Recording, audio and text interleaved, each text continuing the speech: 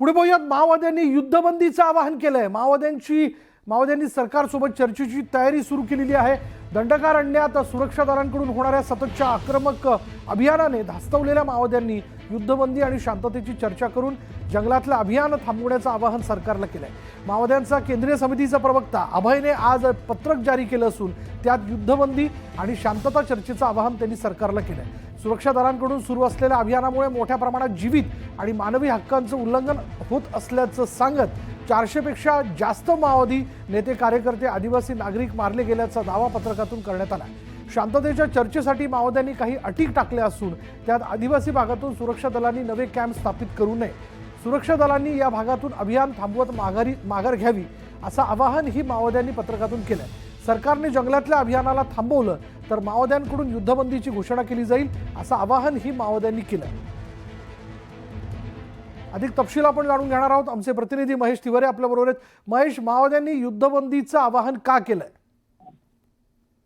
विशाल, आपण जर बघितलं तर गेल्या वर्षभरापासून माओवाद्यांच्या विरोधात दंडकारण्यात सुरक्षा दल आक्रमक भूमिकेत आहेत।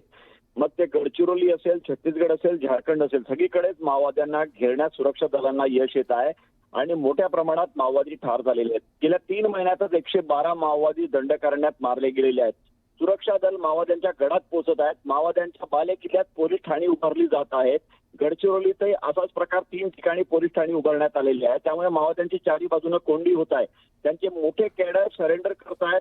दहशतीचा एक सायकोलॉजिकल प्रभाव त्यांच्यावर पडत आहे। 50 माओवाद्यांनी बिजापूरमध्ये 3 दिवसापूर्वी आत्मसमर्पण केलं। त्यामुळे हादरलेल्या माओवाद्यांनी आता सरकार पुढे एक चर्चेचा प्रस्ताव ठेवलेला आहे आणि त्यामध्ये त्यांनी काही मागण्या केलेल्या आहेत। त्या मागण्यामध्ये महत्त्वाचं म्हणजे सुरक्षा दलांनी या ठिकाणी माघार घ्यावी, नवीन पोलीस ठाणी किंवा नवीन जे तळ आहेत त्यांचे उभारून आहेत, अभियान राबवणे बंद करावे असं त्यांनी त्यात नमूद केलेलं आहे। आणि यासाठी सरकारने पुढाकार किंवा त्यासोबतच काही बुद्धिजीवींना त्यांनी आवाहन केलेलं आहे। त्यामध्ये पत्रकार, सामाजिक कार्यकर्ते यांनी पुढाकार घ्यावा चर्चेसाठी म्हणून। महत्वाचं म्हणजे केंद्रीय गृहमंत्री अमित शहा यांनी 2026 पर्यंत माओवाद संपुष्टात आणण्याची भूमिका जाहीर केली होती। त्यानंतर सुरक्षा दलांची ही रणनीती जी आहे यशस्वी होत असताना दिसत आहे। त्यात माओवाद्यांची ही नवी भूमिका समोर आली आहे।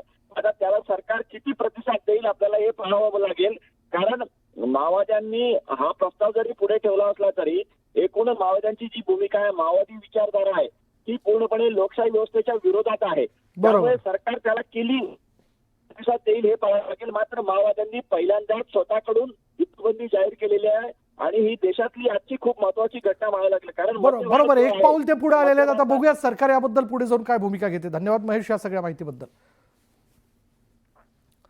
पुढे बातमी नागपूरमध्ये कारने अपघात झाल्यानंतर लोकांची गर्दी झाली म्हणून उपचाराला नेत नसल्याचा बनाव करत काही अंतरावर जाऊन जखमीला चिंच भवन पुलाखाली टाकून दिल्याची धक्कादायक घटना घडली आहे। पुलावरून टाकल्यानं अपघातग्रस्त नागरिकाचा मृत्यू झाला। कृष्णा बोरसे असं मृतकाचं नाव आहे।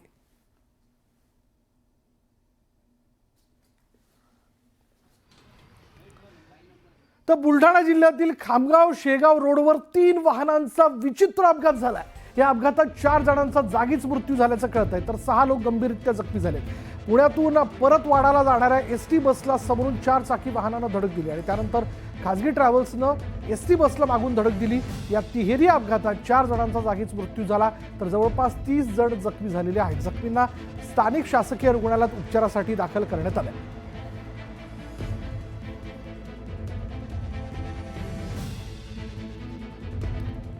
आतापर्यंत आपण वेगवेगळ्या घडामोडी जाणून घेतल्या। यानंतर देखील वेगवान स्वरूपातल्या बातम्या आपल्याला बघायच्यात, पण त्यापूर्वी म्हणजे एक नजर महत्त्वाच्या बातम्यांवर। महत्त्वाच्या बातम्या प्रायोजक पुष्कराज रागी डिलाइट्स, महाराष्ट्र।